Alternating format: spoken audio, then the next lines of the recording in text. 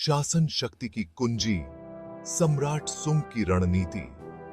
हान वंश के पतन के बाद चीन के इतिहास में कई शताब्दियों तक एक हिंसात्मक चक्र चलता रहा। सैनिक साजिश रचते, कमजोर सम्राटों की हत्या कर देते और एक नए शक्तिशाली जनरल को सत्ता पर बिठा देते। यह नया जनरल अपने साथी जनरलों को मारकर खुद को सम्राट घोषित करता, लेकिन कुछ ही समय बाद नए जनरल फिर सत्ता में आकर उसे या उसके वंशजों का अंत कर देते। सम्राट का पद उस समय अत्यंत असुरक्षित और शक्तिहीन था।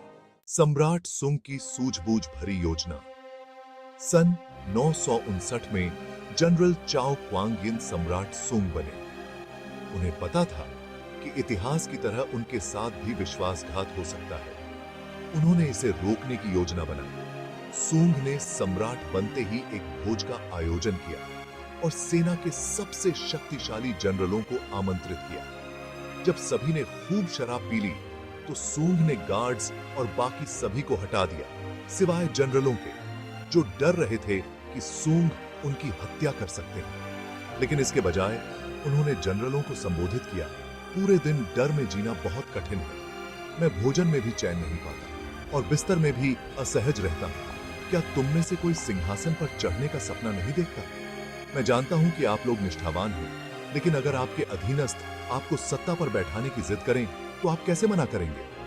जनरलों ने अपनी निष्ठा जताई, लेकिन सुंग ने एक और प्रस्ताव रखा। जीवन का सर्वोत्तम तरीका तो शांति में ऐश आराम करना है। अगर आप अपने पद छोड़ने को तैयार हैं, तो मैं आपको भव्य जागीरें और महल दूंगा, जहां आप बिना किसी चिंता के सुख से रह सकते हैं। आश्चर्यचकित जनरलों को यह महसूस हुआ कि संघर्ष और खतरे के बजाय सुंग उन्हें सुख, सुरक्षा और समृद्धि दे रहे हैं। अगले ही दिन सभी जनरलों ने अपने त्याग पत्र दे दिए और उन्हें सुंग द्वारा दी गई जागीरों में रईसों की तरह निवास करने भेज दिया गया।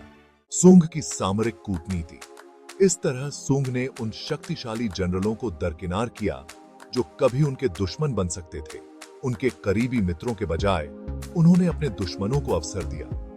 कई लोग मानते हैं कि एक समझदार शासक को जब भी मौका मिले कुछ विरोध भड़काना चाहिए, ताकि वह उस विरोध को दबाकर अपनी महानता को और बढ़ा सके। सुंग ने इसी को अपना सिद्धांत बना लिया। सम्राट बनने के बाद उन्होंने ऐसे कदम उठाए जिससे उनका राजकाल स्थिर हो सके।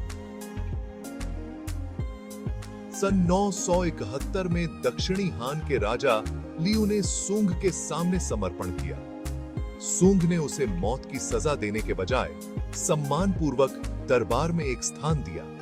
लियू ने यह सोचकर डरते हुए शराब पी कि शायद इसमें जहर हो, पर सुंग ने खुद उस शराब का घूंट पी लिया और लियू को आश्वस्त किया। इस उदारता ने लियू का विश्वास जीत लिया और वह सुंग का सबसे वफादार साथी बन गया। एक और घटना में सुंग के मंत्रियों ने चिएन शू को कैद करने का सुझाव दिया, जो एक पूर्व विद्रोही था और सुंग को मारने की साजिश रच रहा था। लेकिन सुंग ने उसे कैद करने के बजाय उसका सत्कार किया और उसे एक पैकेट दिया जिसमें उसकी सभी साजिश के दस्तावेज थे। यात्रा के दौरान चिएन शू ने इस पैकेट को खोला और देखा कि सुंग को उसकी योजना के बारे में सब पता था, फिर भी उसने माफ कर दिया। इस सहृदयता से चिएन शू का दिल जीत लिया गया और वह भी सुंग का वफादार बन गया। शक्ति की कुंजी, मित्र और शत्रु। एक कहावत है, मित्रों को जंगली जानवर के जबड़े के समान समझो। संभल कर रहना चाहिए ताकि वे तुम्हें नुकसान न पहुंचाएं। सुंग ने समझ लिया था कि उनके आसपास के लोग उनके मित्रों के रूप में भी उनके सबसे बड़े दुश्मन हो सकते हैं। उन्होंने उन जनरलों को जागीरें देकर खुद से दूर कर दिया और मित्रों के बजाय अपने दुश्मनों को मौका दिया।